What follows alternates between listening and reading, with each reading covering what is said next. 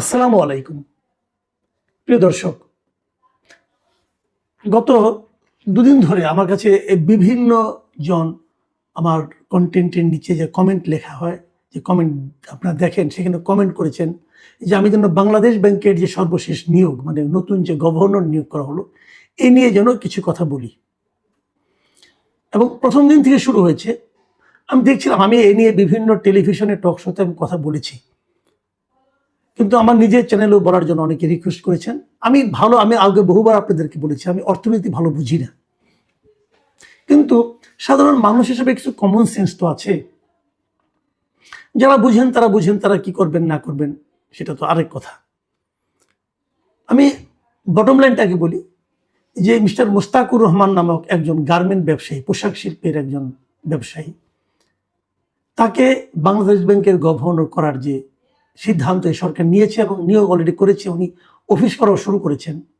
আমি মনে করি এই সরকারের সবচেয়ে ঝুঁকিপূর্ণ এবং রিস্কি সিদ্ধান্তগুলোর মধ্যে এ যাবৎ তারা যা নিয়েছেন তার মধ্যে এটা একটা। এবং এই সিদ্ধান্ত সরকারকে কোথায় নিয়ে যাবে এটা বলা বড় কঠিন। কেন কঠিন সেটা বলি।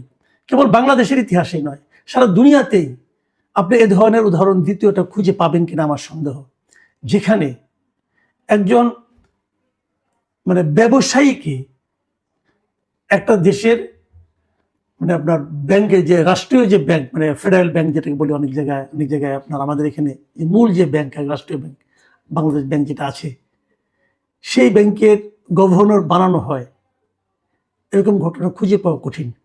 তার উপর সেই ব্যবসায়ী, যিনি যে ব্যবসা প্রতিষ্ঠানের মালিক অথবা মূল লোক, সিইও অথবা এমডি ছিলেন, সেটা এমন একটা ব্যবসা প্রতিষ্ঠান যে ব্যবসা প্রতিষ্ঠান নিজেই ঋণ খেলাপি এবং অনেক বিশেষ বিবেচনায় উনি তার ঋণকে পুনঃতফসিলীকরণ করতে পেরেছেন।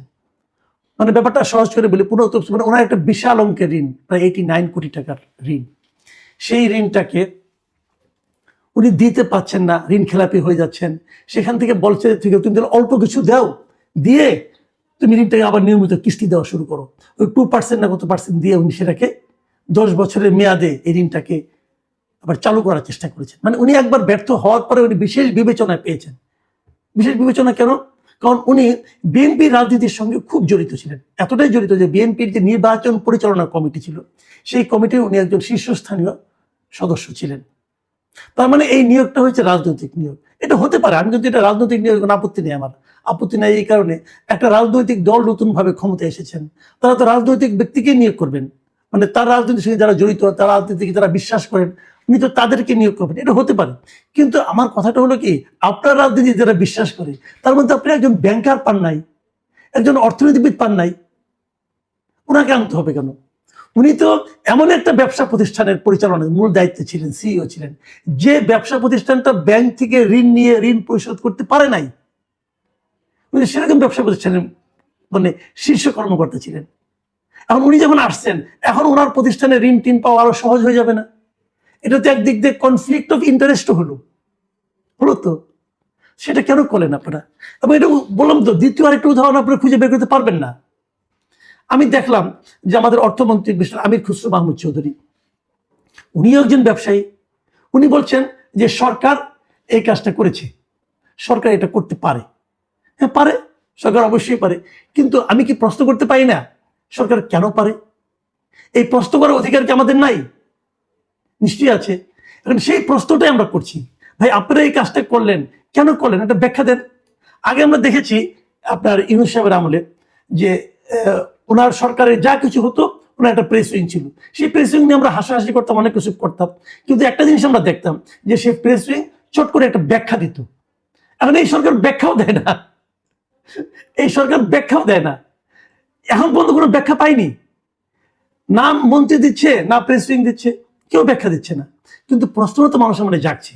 যতক্ষণ পর্যন্ত এই প্রশ্নের উত্তর কেউ না পাবে, ততক্ষণ পর্যন্ত কিন্তু এটা নিয়ে মানুষের মধ্যে নানা ধরনের কথাবার্তা হবে, নানা ধরনের চিন্তা হবে।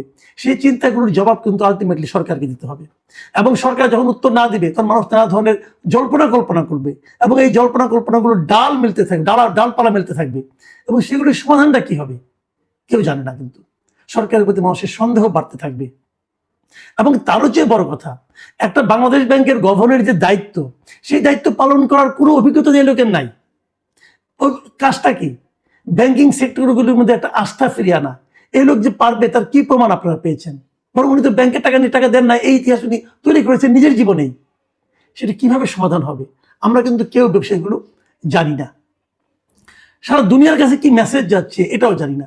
আমি মাঝে মাঝে ইউনূস সরকারের সমালোচনা করতে যে আমি এটাও বলতাম যে ইউনূস সরকারের সবচেয়ে যদি একটা সাফল্য আমি পাই, সেই সাফল্যটা ছিল ব্যাংকিং সেক্টরের সাফল্য। আগের যিনি ছিলেন আহসান ইসলাম মনসুর, ওনার অনেক ব্যক্তিগত অনেক সীমাবদ্ধতা আছে।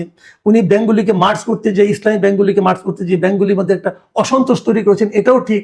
প্রায় বিশাল সংখ্যক গ্রাহককে উনি ক্ষতিগ্রস্ত করেছেন, ওটাও ঠিক। কিন্তু পাশাপাশি এটাও আপনাকে মানতে হবে যে উনি বাংলাদেশ থেকে বিদেশে অর্থ পাচারটাকে বন্ধ করতে পেরেছিলেন এবং ব্যাংকিং সেক্টরটাকে উনি একটা নিয়মের মধ্যে আনতে পেরেছিলেন। সেই অবস্থায় এই ভদ্রলোকের কর্মকাণ্ড কতটুকু আলটিমেটলি ওনার এই ধারাবাহিকতাকে রক্ষা করতে পারবে, এটা নিয়ে কিন্তু আমার মনে বিস্তর সন্দেহ আছে।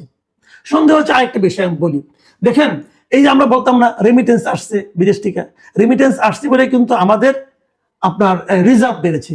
রেমিটেন্সতে কখন আসে?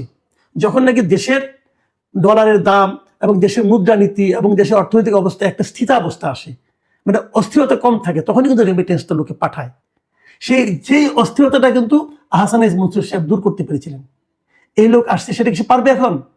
এটা হতো অনেকে বলে যেটা না হয়তো কোনো উপায় ছিল না, কারণ আমাদের দেশের যে সংসদ সদস্য হয়েছে এই দেশে এখন, তাদের 60% সদস্যের কিন্তু মূল পেশা হলো ব্যবসা, এবং 62% মন্ত্রীর, মানে মন্ত্রী পরিষদের 62% পেশা হলো ব্যবসা। তাহলে এবং তাছাড়া আরো বলি আপনাকে, এমপিদের যারা সংসদ সদস্য, তাদের 50% হলো ঋণগ্রস্ত। তো এরকম একটা সরকারের অর্থনৈতিক সুযোগ সুবিধা করে দেওয়ার জন্য বাংলাদেশ ব্যাংকের গভর্নর আরেকজন ঋণগ্রস্ত ব্যবসায়ী হবেন, এটাই তো স্বাভাবিক। তখন ওনাদের অবস্থা দেখছেন, দেশের অবস্থা কি হবে? দেশ কি স্বাভাবিক পথে অগ্রসর হতে পারবে এই লোককে নিয়ে? আমি কিন্তু ভয় আছি ভাই।